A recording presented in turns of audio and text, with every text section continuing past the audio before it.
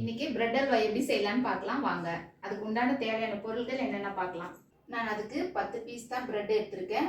முந்திரி, ஏலக்காய், நெய், ஆயில், சர்க்கரை. இப்போ பிரெட்டை பீஸாக கட் பண்ணி இப்போ எண்ணெயில் வறுத்து எடுத்துக்கலாம். இப்போ கொஞ்சமாக நெய் போட்டு முந்திரியை வறுத்து எடுத்துக்கலாம். இந்த பிரெட்டுக்கு தேவையான தண்ணி இப்போ 1/2 கப் தண்ணி வச்சுக்கலாம். இப்போ தண்ணி கொதித்து வந்ததும் 1 கப்பு சர்க்கரை சேர்த்துக்கலாம். சர்க்கரை பாகு ரெடி ஆயிடுச்சு. இப்போ பிரெட்டை உள்ளே சேர்த்துக்கலாம்.